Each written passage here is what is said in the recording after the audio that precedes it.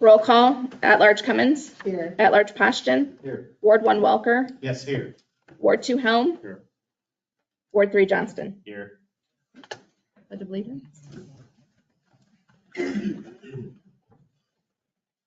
I pledge allegiance to the flag of the United States of America and to the republic for which it stands, one nation, under God, indivisible, with liberty and justice for all. All right, next item on the agenda is the approval of the agenda. Is there any additions, changes, or requests to the? Okay. Second. Okay. Approval motion by Cummins, seconded by Helm. Cummins? Yes. Welker? Yes. Johnson? Yes. Washington? Yes. Helm? Yes. All right, moving on to communications. If there's anybody in attendance that would like to address the council?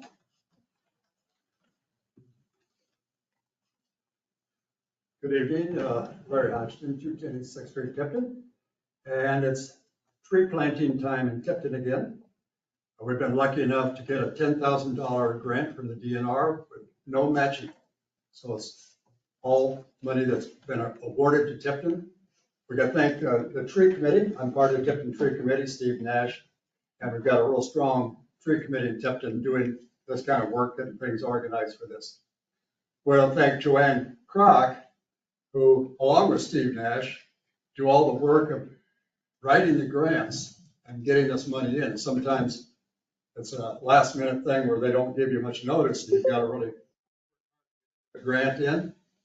So we've gained a reputation as having good, solid grants and doing a great job of planting trees. So that's why we keep getting awarded grants every year, sometimes twice a year. So on October 10th, 8:30 in the morning, we're going to meet down at the First UC Church. We're going to divide into about 8 different teams to plant 50 trees. High school students will be coming over to help, and the community is invited to come along, help participate, get their hands dirty if they'd like, or help supervise students if they'd like. So I want to invite all of you to stop by if you have time. I know some of you are working busy, but come by and see what's going on. And I think Tipton can be very proud of the fact that it's a Tree City USA designation. We continue to plant trees every year, sometimes twice a year. But as you probably noticed, thanks to some storms that we've had in the last few years and some disease, there's been an awful lot of trees had to be taken down. So if we weren't continuing to replace these, pretty soon Tipton will be a tree desert. And I think we all can appreciate having some nice, fresh, young trees in Tipton. Thank you. Thanks, Larry.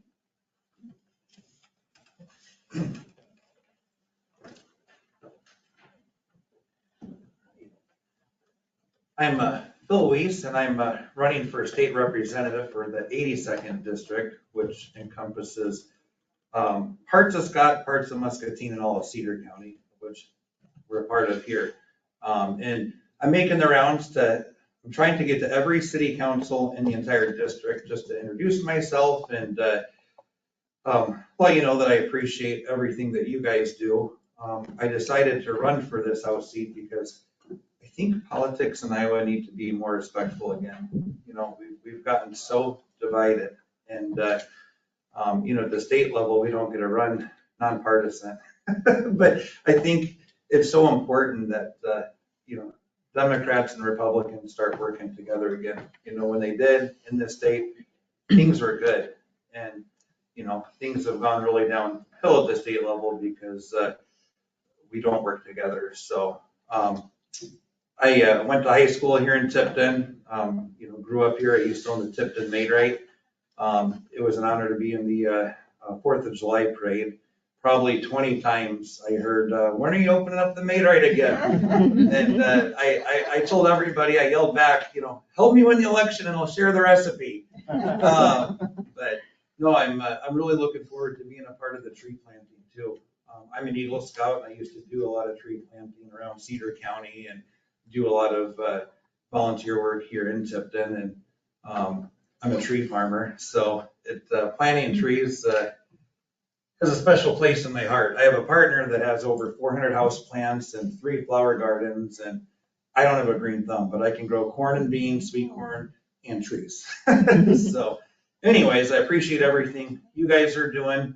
If I do win this election in November, it's gonna be a privilege to work with you as your state representative, make sure that Tipton gets all the resources you need and move Tipton forward. So thank you for letting me speak tonight. Thank you, Bill. I think there's anybody else there. No. Okay, we will move on to the consent agenda. These are routine items that will be enacted by one motion without separate discussion unless a council member requests separate consideration. Approval of the council meeting minutes from September 9th, 2024. Approval of the investment and treasurer's report of August of 2024. Approval of the Tipton Revitalization Incentive Program for Sean Malone at Garuda Farms, 801 East South Street.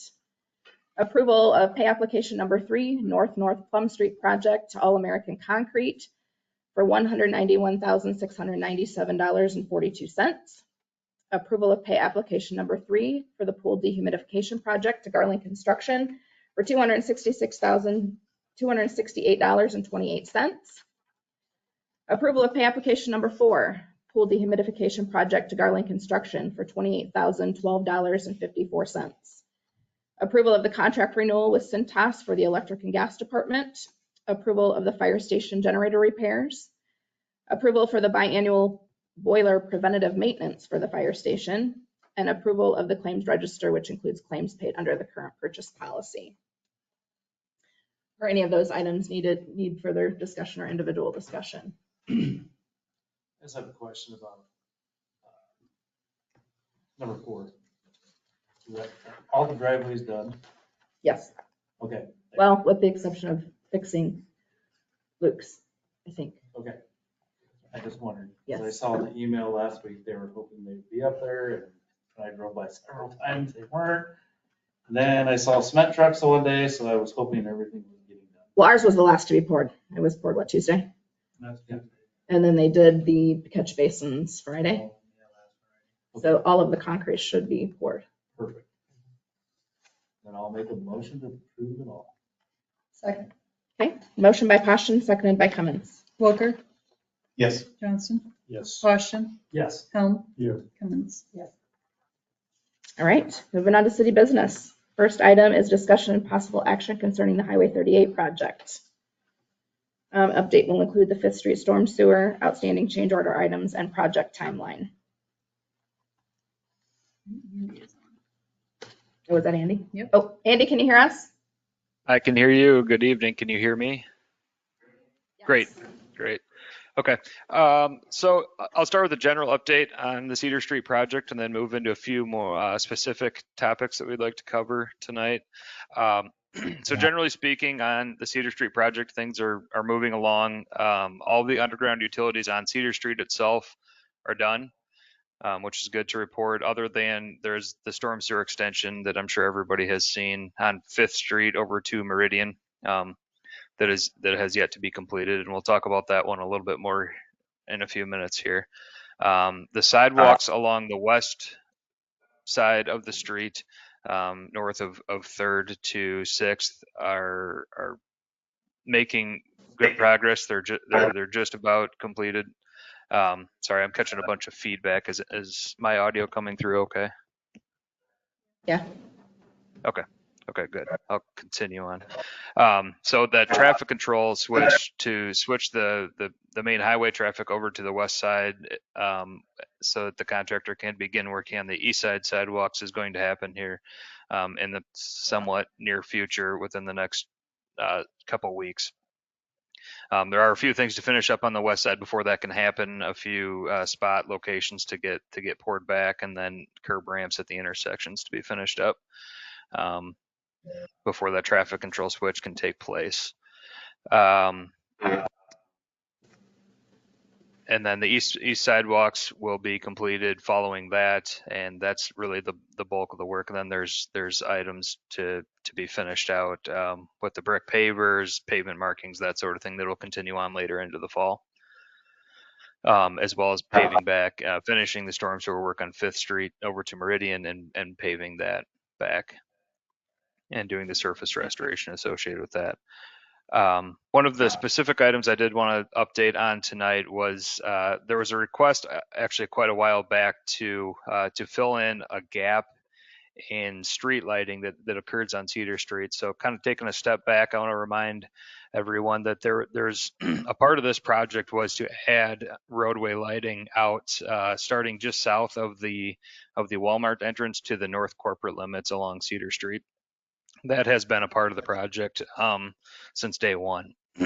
It's been identified during the course of construction that there's actually only going to be a gap along Cedar Street then north of 13th Street to where these new lights in front of, say the Walmart frontage would be installed. And so a request was made to identify what would it take to fill in that gap on this project. And so that process was started with the DOT. We let the contractor know, hey, this is a potential upcoming change that the city may request to add these additional light poles so that the entirety of Cedar Street is lighted throughout the city of Tipton. And so that DOT process involved extending our NEPA limits, which is a National Environmental Protection Act. So that's essentially, since we're extending the physical footprint of the project, they had to go through an environmental review process to make sure that where we're installing those lights doesn't have any sort of an environmental impact, negative impact. And that part of the process took quite a while, but it has been approved. And so now if the city does so choose to move forward with these additional light poles, we can move into the formal change order process. So that's the update on the light poles. Beyond that, moving into the 5th Street storm sewer topic, about a week and a half ago, there was a conflict identified. There's several things going on at that Meridian and 5th Street intersection. There's a conflict identified with an electric line that crosses north-south, just west of that 5th and Meridian intersection. But also additionally, we found when the contractor started digging in that area that the storm sewer configuration isn't quite what we thought it was from the investigation we did during the design phase, looking at, manholes and intakes and that sort of thing. There's pipes that connect underground without structures. There's pipes that bypass structures that we did think they connected into. And so city forces, Origin, the contractor all kind of teamed up here during the week last week to do a bunch of pipe cammering, potholing utilities, taking extra survey data to try to figure out exactly what's going on there so we can both address this electrical line conflict and also make sure that we tie it into that intersection in such a way that it performs the way it was meant to perform. And kind of maybe I'll take a step back there for just a second. To remind everyone, this storm sewer along 5th Street was extended from Cedar Street. There was never previously a storm sewer there. The storm sewer was extended to take off some of the load on an adjacent storm sewer system that extends east down 5th Street that we have heard historically has been overloaded during large storm events. So this is kind of a problem-solving piece of the Cedar Street project where we're trying to take load off that adjacent storm sewer system. And so with all of these configuration issues that were kind of unknown, underground during design, we're running into a little bit of a challenge, but we've got a couple options I think identified to deal with that challenge. But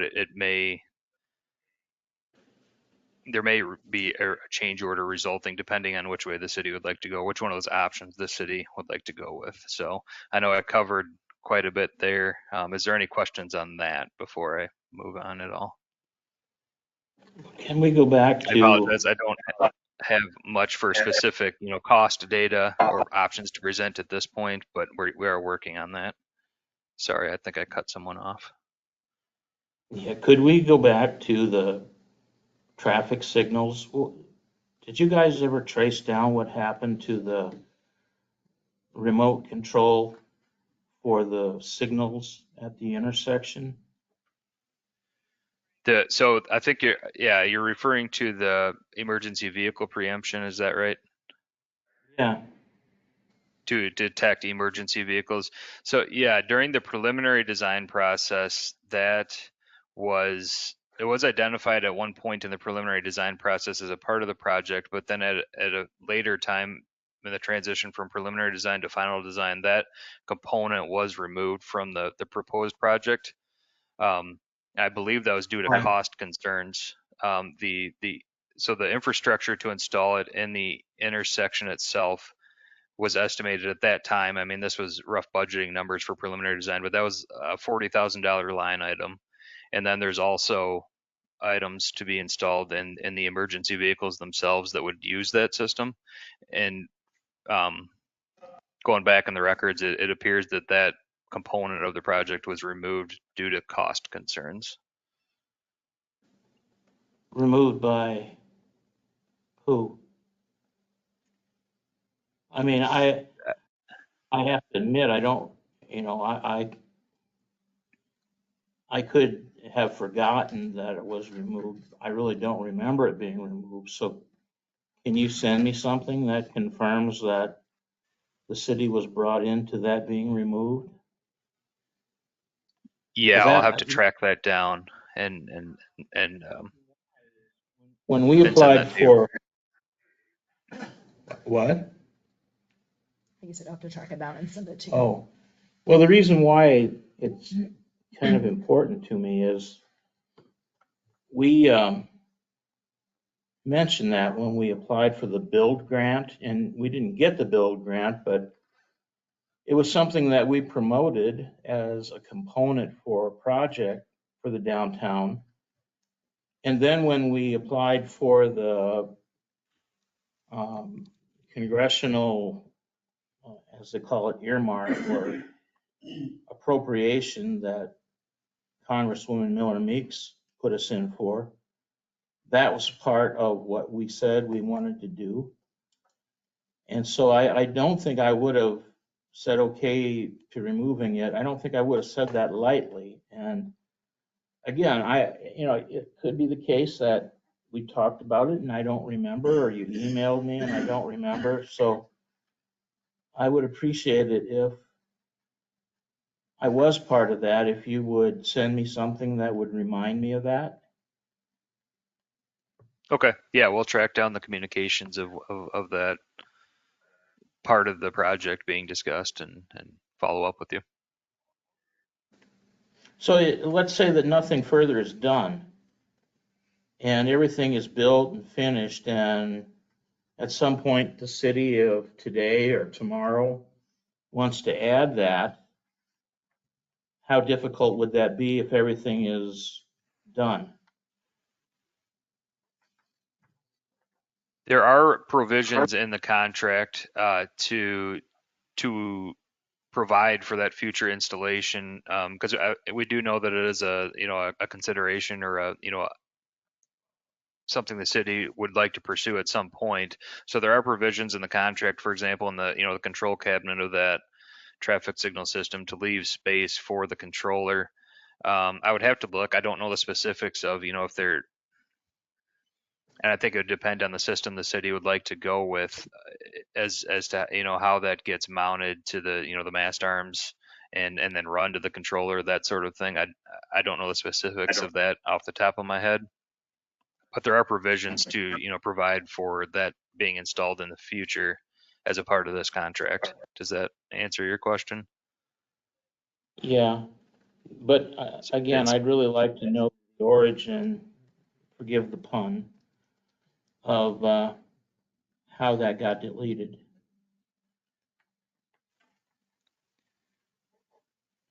Okay, I can certainly look into that and follow up with you. Okay, thanks.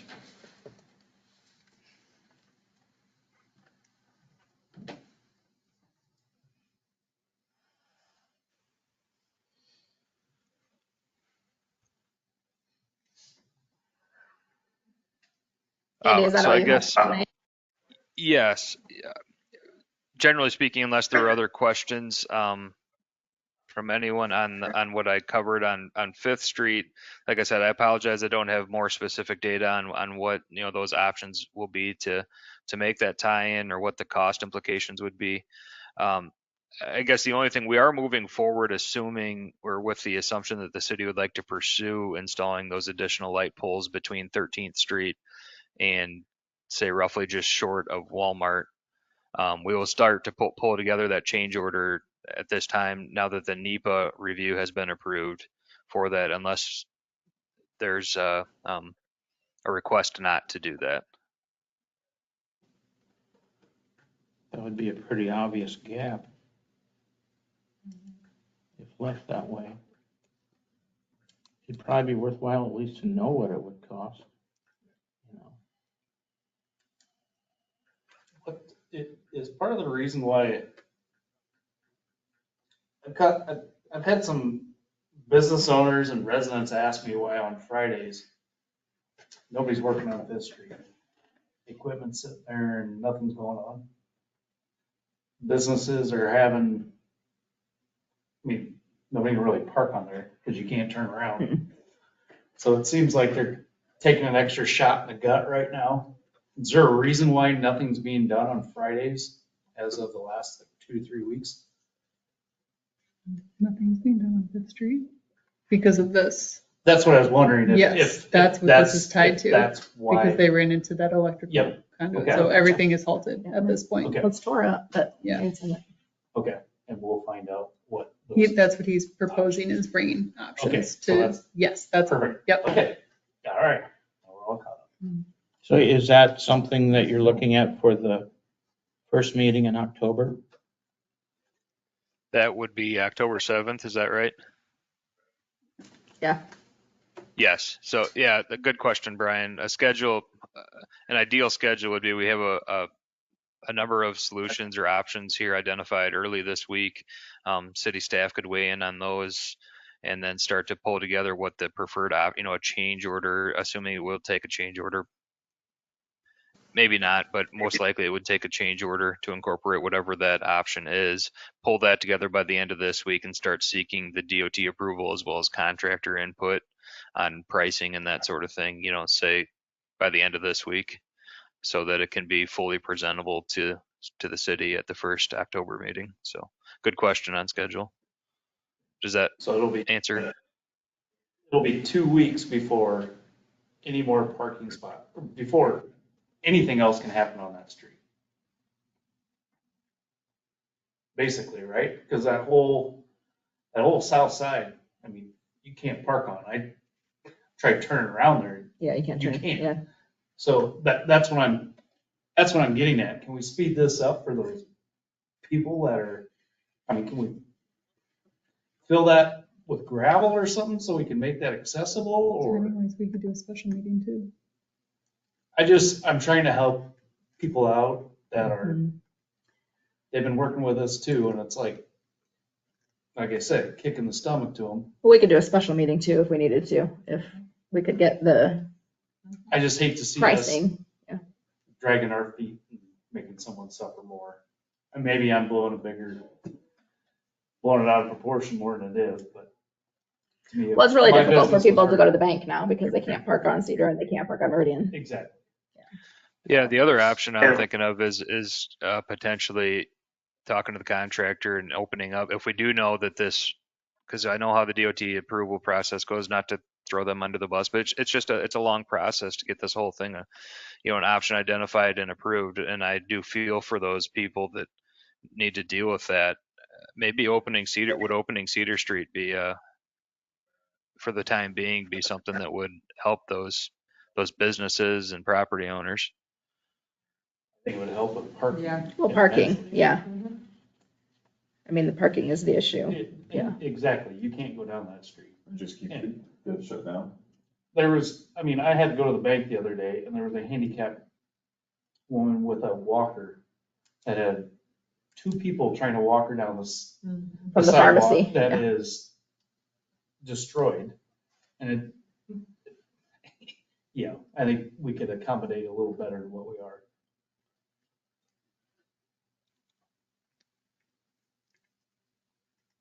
I'm here, I'm picking up some of I- the discussion.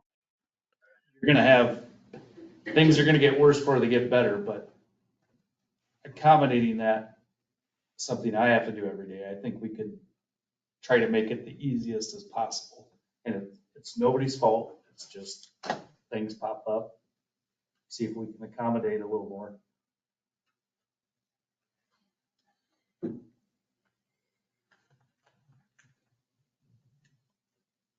Did I hear that the parking is the main issue there, not necessarily being able to traverse Fifth Street? I would think so. My You think concern would with be the parking? parking, yeah. Yeah. Like I said, an That's what I would elderly think. person and a walker shouldn't Yeah. have to try to walk Yep. a block to go to the bank. Yeah, at least up by the bank, some sort of parking. The pharmacy has parking right around the corner. Right around the corner. So mostly, primarily the bank and the nail salon. That's Yes. from that end, from the west end of Yep. that block. Okay. Definitely we'll give that some thought as to, maybe I think it was suggested there at some point, backfill some of that trench or that pavement that's been taken out to temporarily, especially again, if we know that there's going to be a gap here between now and when this issue is finally solved. Certainly we can look into some things there to get some parking restored towards the bank That would temporarily. be great. Okay. Thank you. Yeah, for sure.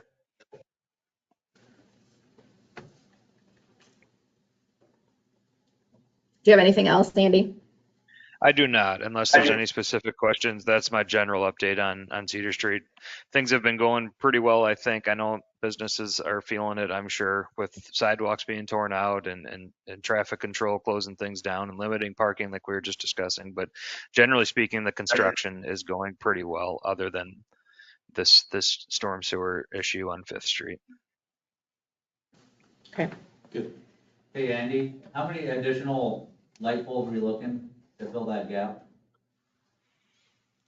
Give me 1 second, John. I can answer that.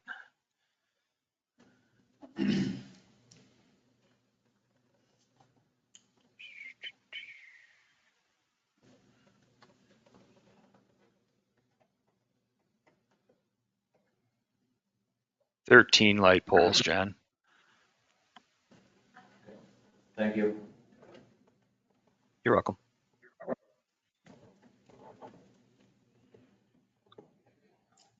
Okay, so no formal action needed, right? We're waiting for more information. Does anybody have any other opinions on that? Okay, all right, then we will move on to city business. The next item under city business, which is discussion and possible action concerning proposed new business sidewalk ramps. And it looks like Nicole Rock School of Dance no longer is interested in a ramp. And I think, do you have information on that too, Andy? I do, yeah. So, excuse me. There was a brief update provided, I think, in the council packet that shows, kind of discussed summarized the discussion that's happened to this point on this topic, and provided a sketch of what the business ramps could look like. We've put some design, I should say. We've got a rough design on what those ramps and steps and railings and things would look like, for it to make those businesses more ADA compliant. So they'd have a compliant ramp into their business, as well as steps and railings to go with. So to summarize really quickly, the wish of these businesses to have ramps to their front entrances that currently have steps were generally brought up during our spring, early spring meetings with these businesses to give them an update on what construction is going to look like, how things are going to progress through the summer, that sort of thing. And these wishes were brought up during those meetings. So that's when we really first started looking into this. Brought up the topic with the DOT as to, what would we have to do to add this to the project? And the answer was really, it's going to be not impossible, but difficult and costly, due to, it's got federal funding on this project. So all of the materials incorporated into these ramps would need to meet materials requirements, Buy America, Build America requirements for anything that's fabricated. And then in addition to that, your paying higher rates, contractor rates, for the federal funding. And even beyond that, there's higher design criteria for these ramps and steps and things like that that we'd have to meet that make the design very, very difficult to fit it in, from the, what the available space we have from building face to the back of curb. In order to make these ramps work under the federally funded project, we were having to look at things like potentially moving or eliminating the brick paver band, adjusting light pole locations that are meant to stay where they're at now. Really getting creative, thinking out of the box in order to make these designs work. So during the course of discussions with the DOT folks on this, they said, really, they kind of hinted at it. Really, it'd be easier for the city and or business owners, however this is being, pushed, to pursue this outside of this federal project. Finish the project the way it was designed, provide for a future ramp if so wished, but pursue this as a separate, private or local project that doesn't have to follow all the material requirements, doesn't have to follow, because essentially what we're being held to is design criteria for a public sidewalk, but really that's a private business access. So normally we'd follow building code to install this sort of thing, but being that it was fun, if it's being in conjunction with a federally funded DOT project, they're saying, well, you'd have to follow this public sidewalk design criteria. All of those things go away if this is done with the project outside of this current federally funded one. So that's the discussion we had with the DOT, and that's kind of the recommendation that we made to city staff at our progress meetings as we've kind of truthed this process out more. It could still potentially, well, there's sidewalk poured in front of the bakery now and Wild Angels Expressions. It could potentially still, it's not impossible to incorporate it into the project, but it's just much more costly and difficult to do.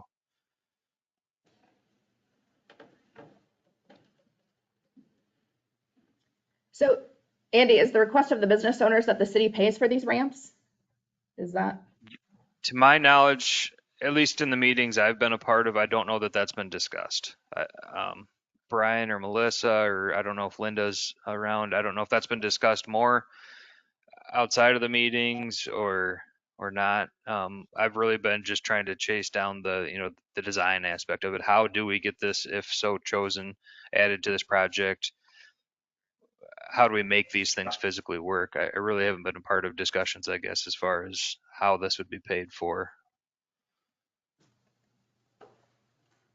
It really hasn't gotten down to To that point. discussing with the owner. We wanted to see if there was a design and that would work and a cost estimate that we could use.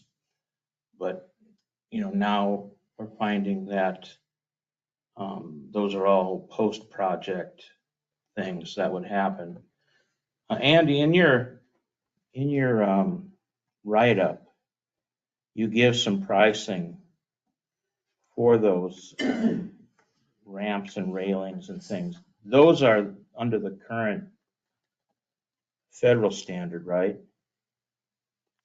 Those are, so what we're referencing there is there's a handrail. There is a handrail contract item on the current Cedar Street contract, and this is to install some handrailing actually across the street on the east side where we had some particularly difficult public sidewalk design. And so there's some handrail incorporated into the project there. We're using the unit pricing that is currently on the contract at $300 a linear foot, and just saying if that was extrapolated to the rest of these railings that would need to be installed with the business access ramps, that cost alone is the cost listed in that summary. That would be, for example, the Tipton Bakery and Wild Angels Expressions combined ramp entrance improvements would be just over $17,000 for just the railing of that combined installation there. So that kind of gives you, that was an example, I guess, to show the cost increase required to do this under a federally funded project. Okay. So Andy, will there be any disruption of the sidewalk or the pavers if they were to do it later on at their own expense? per the building No. code? No, so what we've done is we've installed expansion joint and jointed the sidewalk such that just the sidewalk that would need to be taken out to construct this ramp is easily removed in the future. They'd be able to, it would affect, of course, the doorways on the frontage there while the construction is going on. But other than that, the brick paver area, the sidewalk between the brick pavers and that 4-foot joint, you can kind of notice that bisects the main sidewalk area. All of that would be able to remain in place as currently constructed. Okay, thanks. There is kind of an area of concern that we talked about.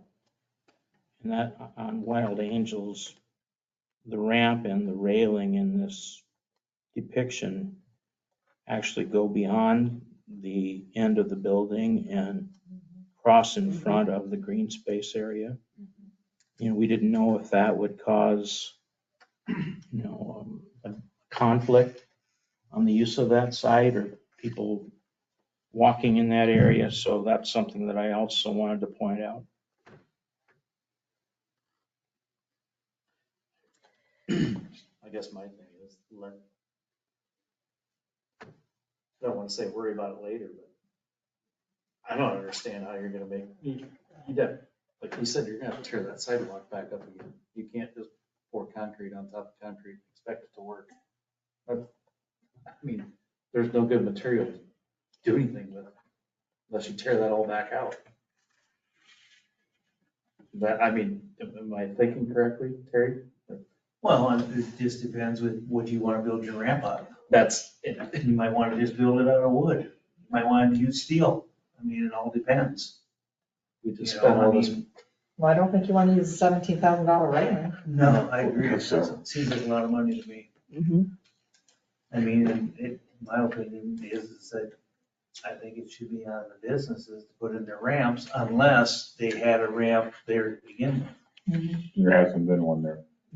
So No, right. if they want to make it, accessible, they should go ahead and apply for use of public right of way. Same as everybody else would have to do to install a ramp. And then you would have to go before city council for their approval. And then you could go ahead and decide what type of materials you want it made of. But they still would need to meet the minimum standards of the International Building Code. Well, if you look back to situations with ramps in the past, sometime back, a few years back, across 38 where the alley is behind the bank, the abutting building to the alley on the other side wanted to add a ramp, and I believe that was to their expense.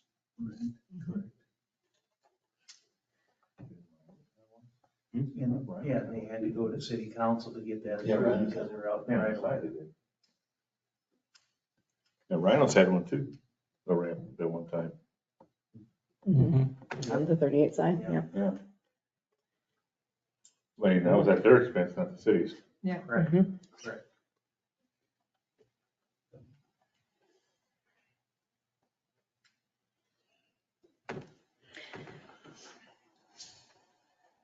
Well, I think that's where we're at.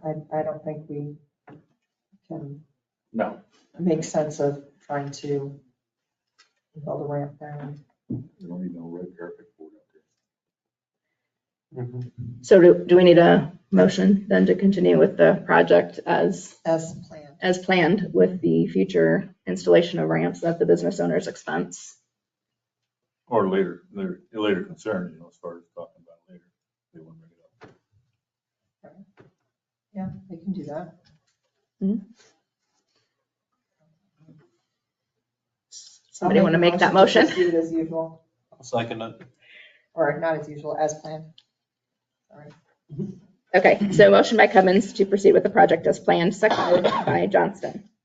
Austin, Yes. Helm, Yes. Cummins, Yes. Walker, Yes. Johnston. Yes. Okay. Third item under city business, resolution awarding informal quotes for the garage building Concrete floor and overhead doors from Custom Builders, WJ Leaper Construction, and Dan's Overhead Doors, respectively, for the police department garage project. It's all in your packets. If you have any questions, I'll try to answer. I'll give just a quick rundown of the resolution since I kind of worked on that. So the resolution is with Lisa's synopsis. The police department is looking to build a garage in the back. So they requested informal quotes. They based it in 3 different areas: the garage building itself, the concrete floor, and then the overhead doors. So they received bids for all 3 of those. The bids would come in as them acting as an independent contractor separately. And so they, in your resolution, they have the low bidder for each of those areas. So the city is requesting to approve those informal quotes and then the apparent low bidder for each of those sections. And then they, in addition, this council, the city is asking the council to reimburse Custom Builders. They got an estimate to get a payment and performance bond, but that wasn't in the documents when they originally submitted their bid. So we asked them to get an estimate for that and said that the city would reimburse them those costs for that process. And then requesting that the resolution gives the mayor and the city clerk the authorization to sign the documents, but also includes the independent contractor agreement that each of them would have. And the police department would be acting as the general contractor, lining up the work as it is ready. Anything else? We've been trying to get a garage since 2017. With COVID, with ratio, with not being able to, everybody's so busy. So we finally have actually a pretty good plan.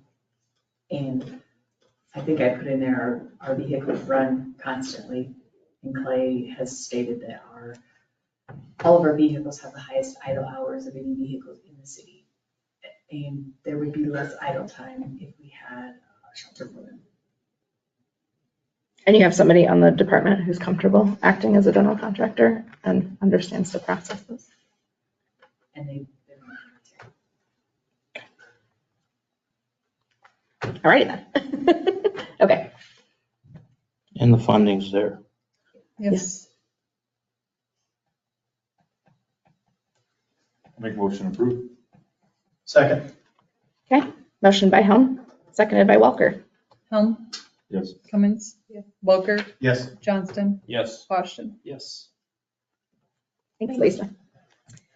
Okay, that concludes city business. So moving on to reports from the mayor, council, city manager, department heads.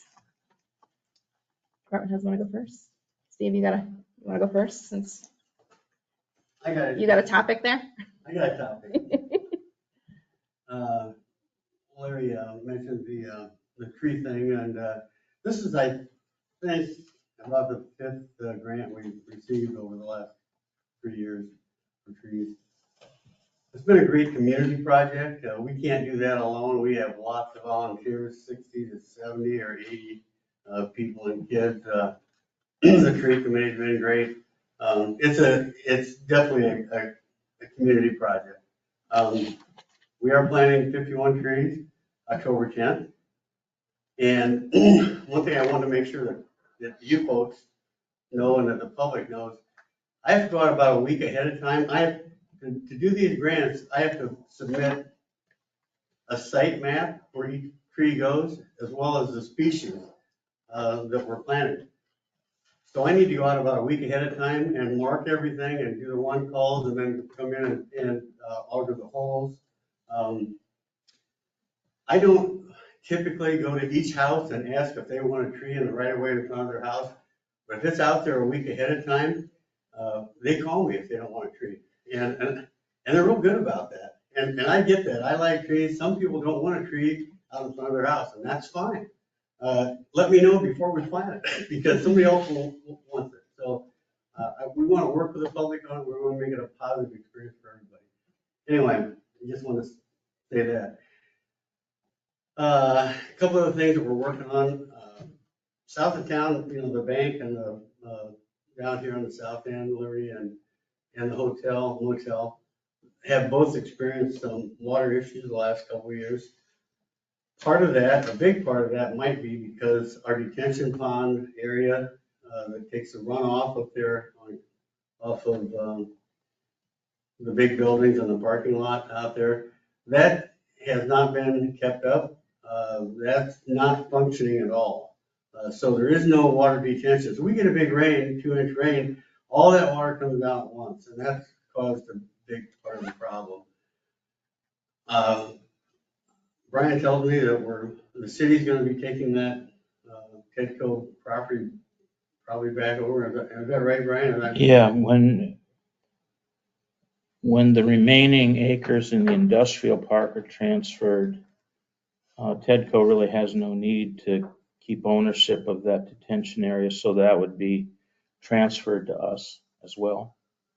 So that detention area pond, possible pond, needs to be addressed, which means probably coring it out a little bit again and making it functional. And I think it's washed out on the one end. We haven't, as a public works department or as a city, paid any attention to that because it wasn't ours. And none of us ever went back there to check it, just for that reason.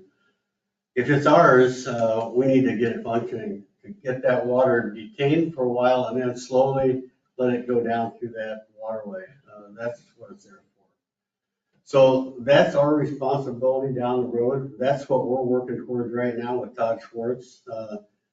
I guess the motels had water in their basement 7 times this year. That is not acceptable. It's not really, it should have been addressed earlier, but it's been good until the last couple of years. So that's kind of where we're at with that. Todd came back to us today with a plan, and I can, I'll bring that to the next council meeting with some firm numbers and stuff to see where we want to go with that. But I'm not sure if we want to go with it at all until we actually get ownership. I'm guessing that's the case. So anyway, that's out there. The other thing that the Plum Street sidewalk problem that we're revisiting again for about the 5th time in the last 20 years. We had a nice, with Gardner Associates, I walked around, well, 2 or 3 of us walked around with Jack Pope last week and to see what we could come up with. One thing we did determine, a couple things here that you need to know, that is an 80-foot right of way in there. So there's enough room. I thought it was only 60, but it's an 80-foot. So there's 25 feet behind the curb on Rickard and Bobby Paul's. You could put a sidewalk up in his yard and down through Bobby Paul's, and there'd be a retention wall across his driveway. I talked to Bobby as we were doing it. He said, yeah, we should really get those kids off the sidewalk or off the street and off the sidewalk. I talked to Coach Rickard today, and he's not enthused about it, but What about that tiger? But he's got a nice place there, and he's the only place in town that has irrigation, I think, in the yard. So that would obviously be a problem. Now, I'm going to turn this over to Brian a little bit because this will only happen if we get a grant. I'm guessing, right? Brian, do you want to talk about that a little bit? Yeah, recently at a council meeting, I mentioned 2 programs for us to apply to. One was the Iowa Living Roadways Community Visioning Program. That one doesn't award funds, it awards you the ability to work with their team. They're a landscape architect to work on projects. So one that we talked about was this. Another one was if Montgomery Drive happens, how it could be landscaped. That one we learned that we have been selected to be one of those community visioning cities that they'll work with. The other one has an October 1st deadline. That's Safe Routes to School.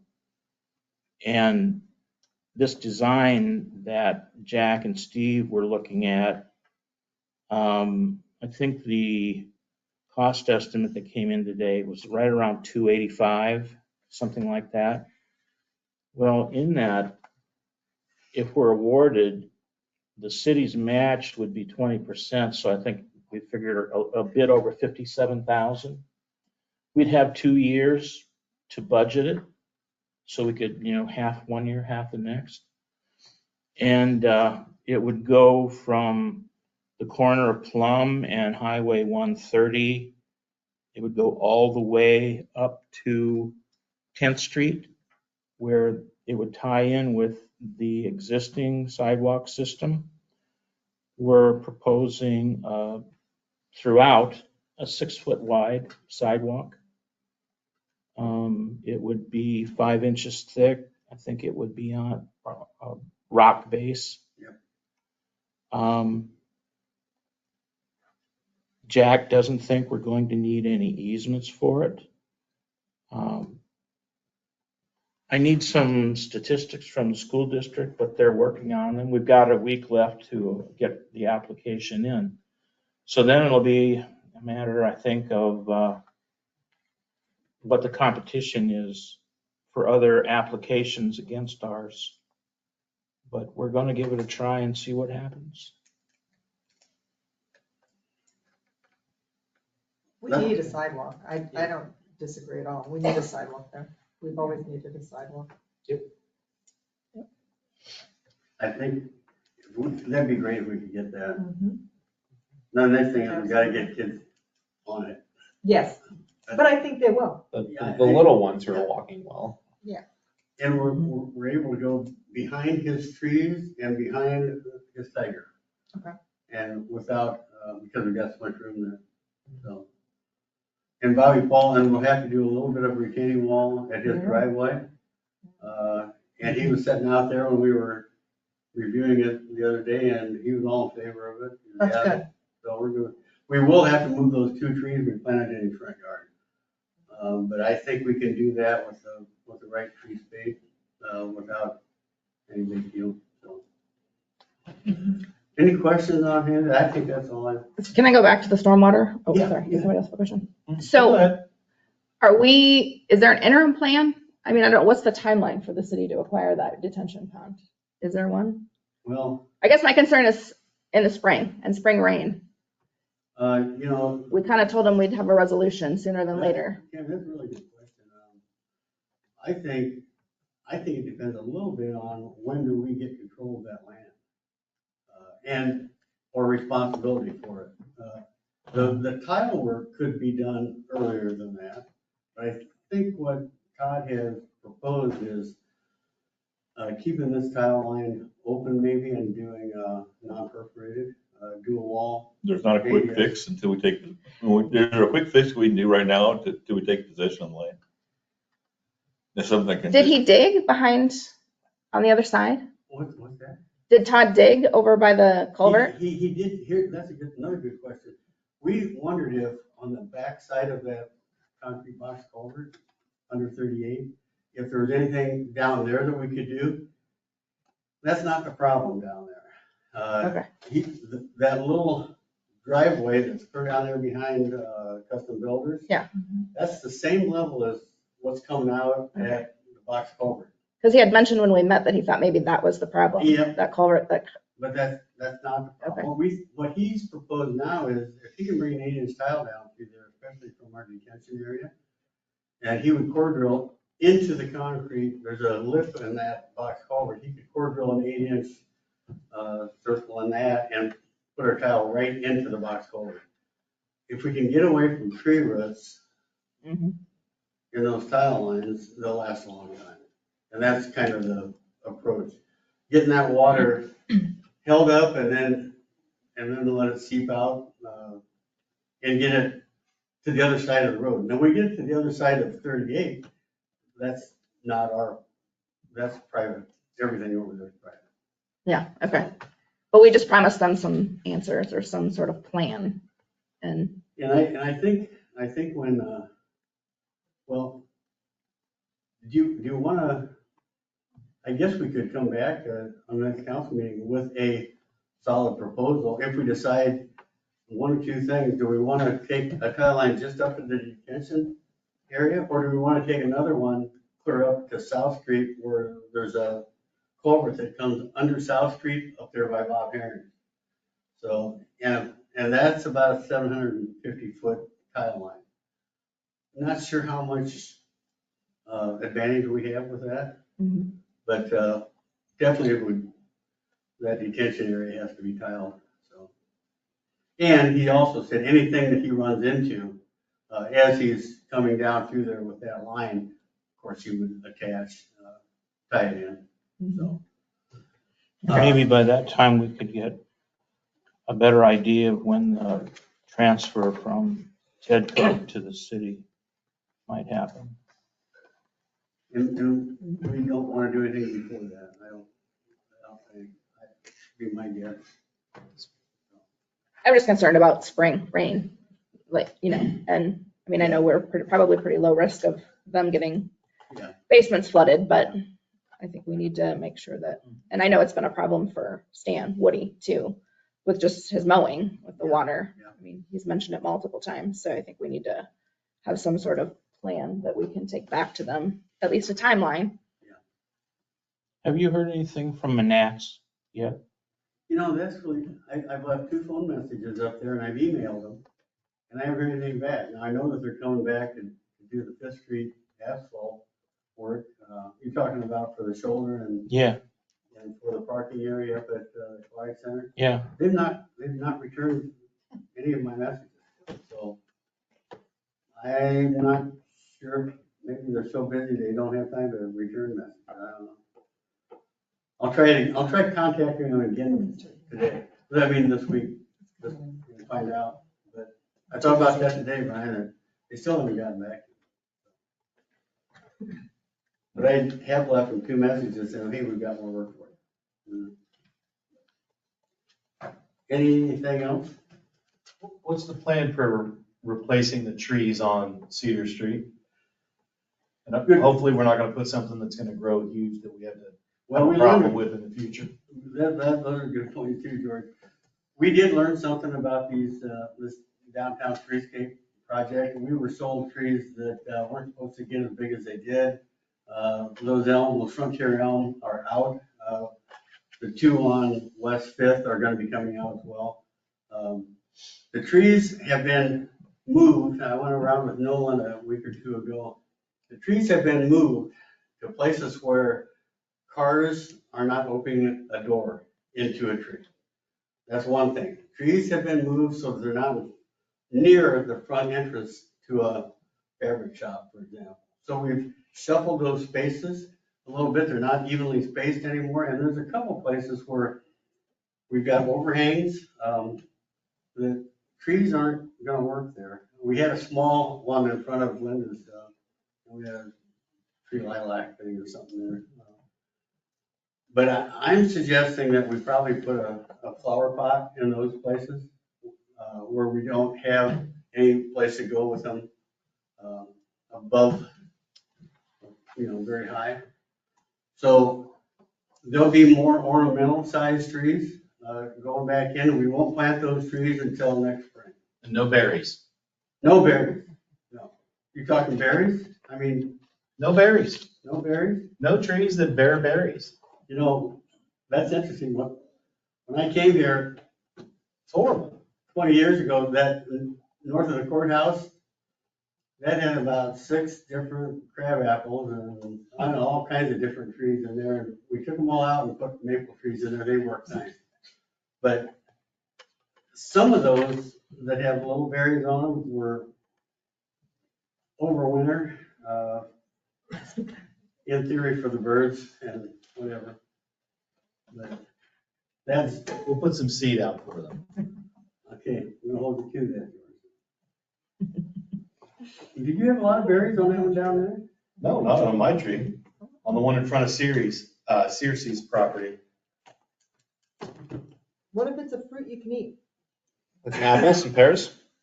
They're no bigger than my pinky nail. No, but what if it was a fruit you could eat? Are we good with that?